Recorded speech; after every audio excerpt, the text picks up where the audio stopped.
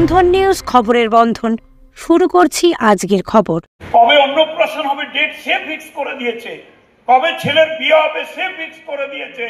বামুন বন্ধ, নাপিত বন্ধ, পূজা বন্ধ, গরুর জল খাওয়া বন্ধ, খড় বন্ধ, পঞ্চায়েতের টিউবওয়েলে গ্রামের মানুষ জল নেওয়া বন্ধ।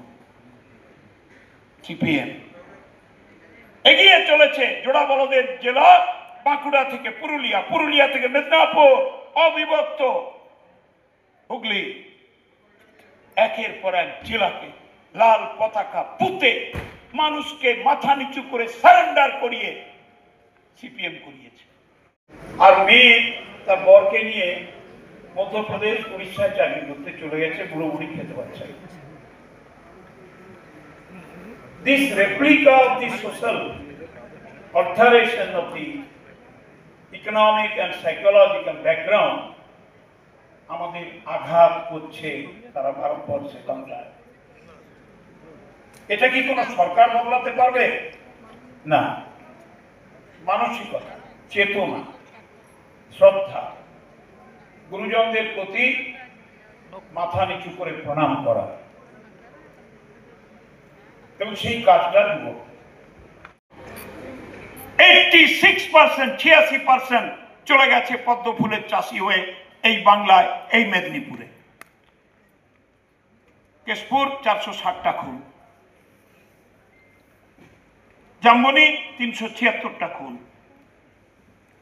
আমার সহকর্মী ছাত্র রাজনীতি করতো প্রসূন সড়কে, তার বাবার কাছে চাঁদা চাইতে গেছে যে 500 টাকা চাঁদা দাও, বলছে আমি দেবো না। দিবি না? টানতে টানতে টানতে টানতে লাথি মারতে মারতে নিয়ে এসছে, দিয়ে সরাসরি বুকে দুটো বুলেট করে দিয়েছে। মরেছে কিনা কনফার্ম করার জন্য খড় চাপিয়ে পেট্রোল ঢেলে আগুনে পুড়িয়েছে, নাম তার মোহিনী ষড়ঙ্গী। প্রতিটি জেলা, প্রতিটি ব্লক, প্রতিটি শহরে আমরা বিজয় সম্মেলনী আয়োজন করছি।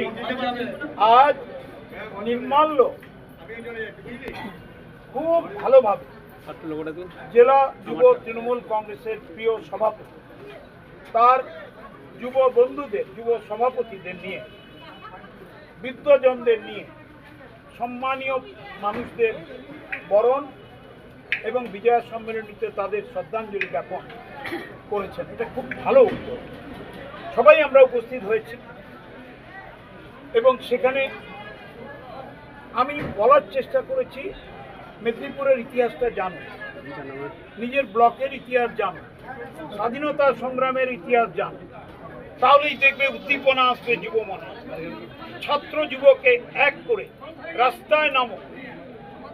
আর মাদারের কাজ করছে, কিন্তু যুব তৃণমূল তার আলাদা সাংগঠনিক শক্তি নিয়ে মমতা বন্দ্যোপাধ্যায় আমাদের প্রিয় নেত্রী, মুখ্যমন্ত্রী, জননেত্রী, ভারতের নেত্রী এবং আমাদের প্রধান সেনাপতি, পার্লামেন্টের তিনি নেতা এবং সাংসদ, সর্বভারতীয় তৃণমূল কংগ্রেসের সাধারণ সম্পাদক অভিষেক বন্দ্যোপাধ্যায় আমাদের মাথার উপর আছে। আমরা উঁচু মাথা করে এগিয়ে চলব নির্ভীক মানসিকতা নিয়ে।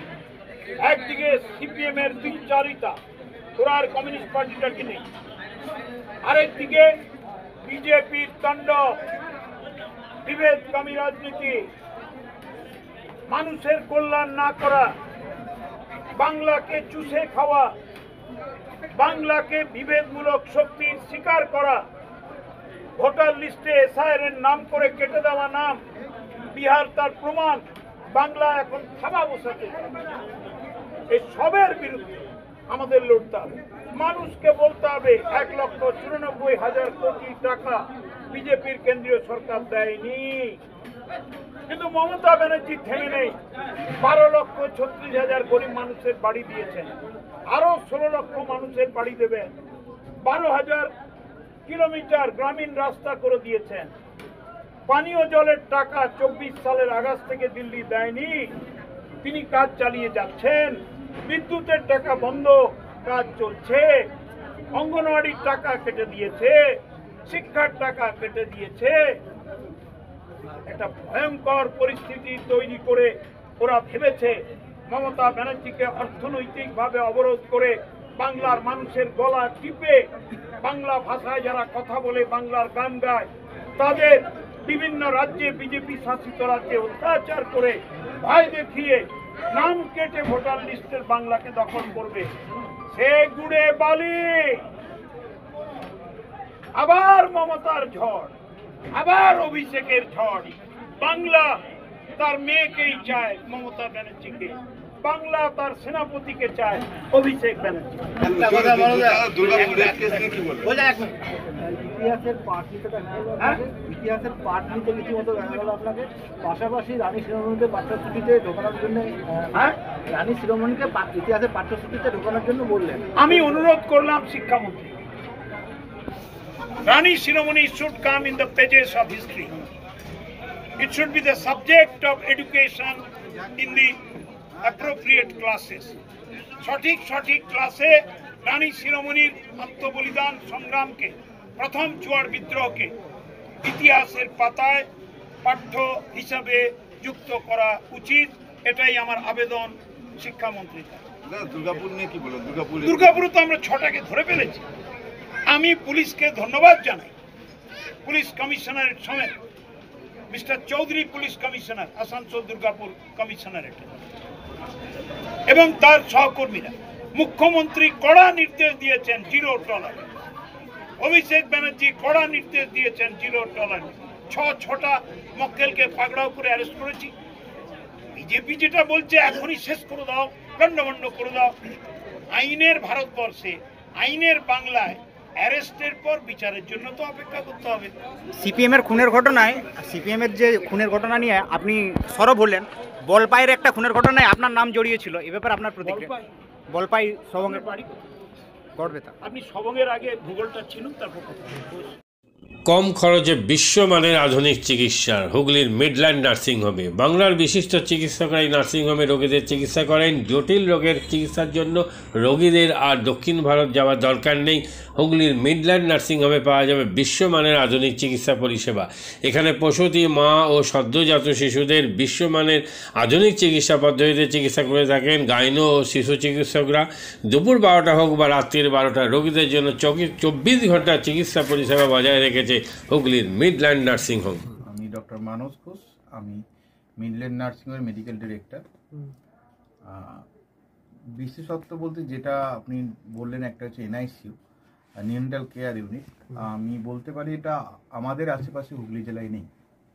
নিউনেটাল মানে হচ্ছে যেটা বাচ্চা জন্মের পরেই প্রথম 28 দিনকে আমরা নিউনেট বলি, প্রথম ফার্স্ট 4 উইকস।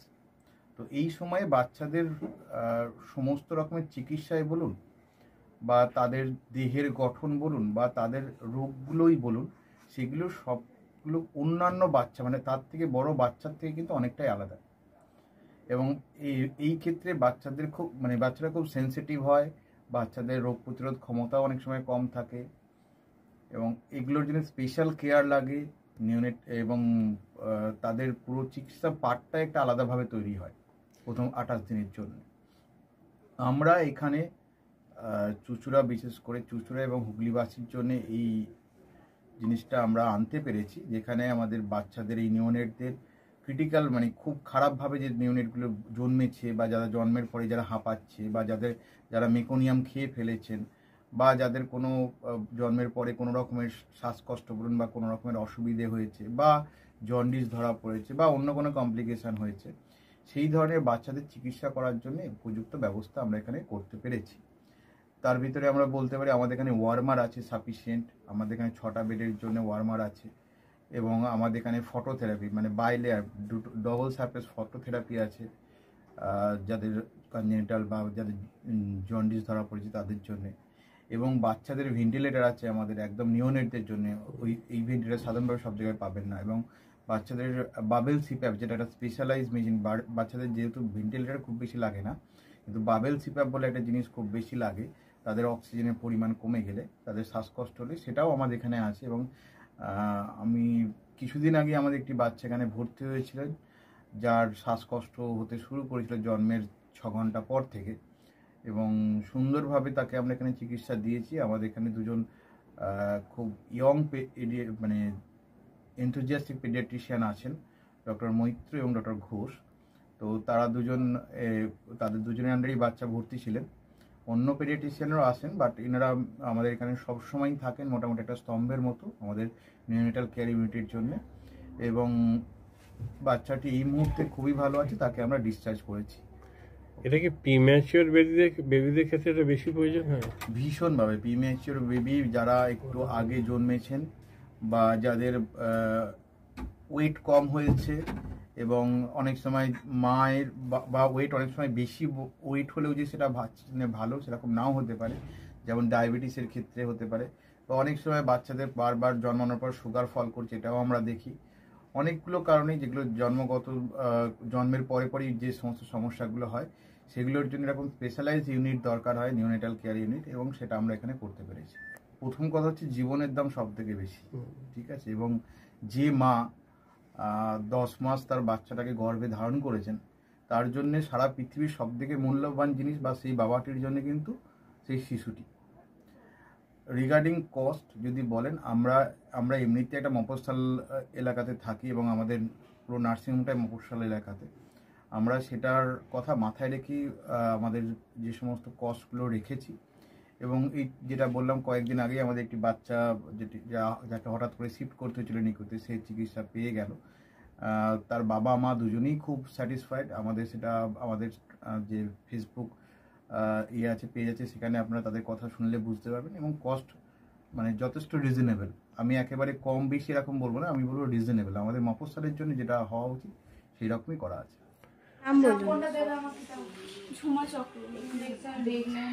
আপনার কি বাচ্চা আছে? কতদিন অ্যাডমিট ছিলেন এখানে? 4 দিন, আজকে নিয়ে 5 দিন ডিসচার্জ নিয়ে 5 দিন। কোন ডাক্তারের মানে আন্ডারে হচ্ছে? কৌশিক ব্যানার্জি। আর বাচ্চাকে কে দেখছিল? শুভদীপ মিত্র, ডক্টর শুভদীপ মিত্র। বাচ্চার কি হয়েছিল? শ্বাসকষ্ট ছিল, আর স্যাচুরেশন পাচ্ছিল না, ফটোথেরাপি দিতে হলো।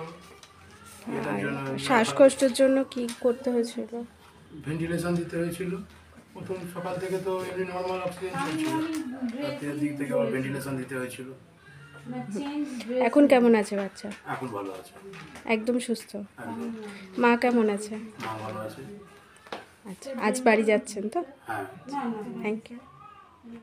হুগলির কোদালিয়া জাতীয় যুব কম্পিউটার সাক্ষরতা মিশন স্কুল পড়ুয়াদের পাশাপাশি তরুণ প্রজন্মের কাজে স্বনির্ভর হওয়ার জন্য বিশ্বমানের কম্পিউটার প্রশিক্ষণ কেন্দ্র।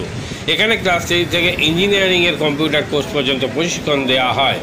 এই হুগলির কোদালিয়া জাতীয় যুব কম্পিউটার সাক্ষরতা মিশন প্রশিক্ষণ কেন্দ্র থেকে কম্পিউটারের প্রশিক্ষণ নিয়ে দেশে বিদেশে অনেক ছাত্রছাত্রী আজ প্রতিষ্ঠিত। স্বল্প ফিতে ছাত্রছাত্রীদের বিশ্বমানের কম্পিউটার প্রশিক্ষণ দিয়ে এই কেন্দ্র এক বেঞ্চি দৃষ্টান্ত সৃষ্টি করেছে। বন্ধন নিউজের ক্যামেরায় ধরা পড়ল সেই দৃশ্য। নমস্কার, জাতীয় যুব কম্পিউটার সাক্ষরতা মিশন কোদালিয়া, আগে জুনিয়র ফ্যাকাল্টি। এখানে ক্লাস 3 থেকে ইঞ্জিনিয়ারিং অবধি সমস্ত রকম কোর্স করানো হয় এবং তার সাথে সাথে প্রফেশনাল কোর্স যেমন সি++, Java, Power BI, Tally, GST, web development, app development, Power BI etcetera সব রকমের কোর্স করানো হয়, কম্পিউটার কোর্স করানো হয়। এখানে ইংলিশ মিডিয়াম এবং বাংলা মিডিয়ামের দুরকম স্টুডেন্টদেরই সব রকম কোর্স করানো হয়।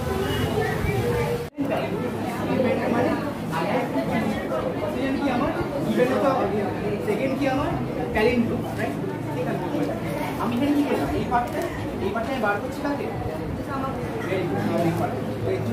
এই পার্টটা the first while loop is for the sum of digits and the second while loop is for the reverse.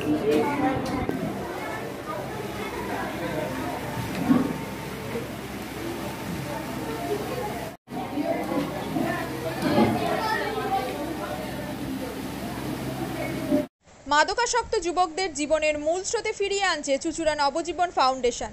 আজ থেকে 7 বছর আগে পথ চলা শুরু হয়েছিল এই সংস্থার। হুগলি জেলা থেকে শুরু হয়েছিল নবজীবন ফাউন্ডেশনের কাজ। আজ গোটা উত্তর পূর্ব ভারতে ছড়িয়ে পড়েছে তার ব্যাপ্তি। জেলা ও রাজ্যের হাজার হাজার মাদকাসক্ত যুবকদের মানসিক ও শারীরিক চিকিৎসার মধ্যে দিয়ে সুস্থ জীবনের পথে ফিরিয়ে আনছে নবজীবন ফাউন্ডেশন। কী করে এই সংস্থাকে তিল তিল করে গড়ে তুলছেন বন্ধন নিউজ এর ক্যামেরার সামনে সে কথা বললেন সংস্থার কর্ণধার চন্দন দাস। দেখি ওটার মধ্যে কি আছে, বা পাড়ার বড় দাদারা করছে আমিও একটুখানি করি, ফিলিংসটা কি সেটা দেখতে যাই। এবং একটা সার্টেন টাইমের পর কি হয়, সেটা ফ্রিকোয়েন্সিটা তখন অনেক বেশি থাকে, গ্যাপ থাকে যখন শুরু করে, পরবর্তীকালে যখন নির্ভরশীল হয়ে পড়ে সেই একটা সাবস্টেন্সের উপর, তখন সেটা থেকে বেরোনোর জন্য সে নানা রকম চেষ্টা করে, কিন্তু তার ওয়ে আউটটা জানা নেই যে কোন রাস্তা দিয়ে গেলে নেশা থেকেও বিরত থেকে সুস্থ স্বাভাবিক জীবনযাপন করা যায়। তো আমি ভাবলাম যে শুধুমাত্র আমি সুস্থ স্বাভাবিক জীবনযাপন করলাম, আমার জীবনের সার্বিক উন্নতি হলো, বা আমার যেসব এম বা আমি জীবনে যে জিনিসগুলো করতে পারিনি সেগুলো আমি ফুলফিল করলাম, তাহলে তো শুধু আমার কথাই ভাবা হবে। তাহলে আমি এরকম কিছু কাজ করি যাতে আমার মতো আরও 5 জন আমার দ্বারা উপকৃত হয়, এবং একটা সার্টেন টাইমের পর যখন মানুষ চায় যে ফিরতে, অথচ তার কাছে রাস্তা থাকে না, তখন এই একটা WHO ওয়ার্ল্ড হেলথ অর্গানাইজেশন একটা প্রসিডিওর বার করেছে।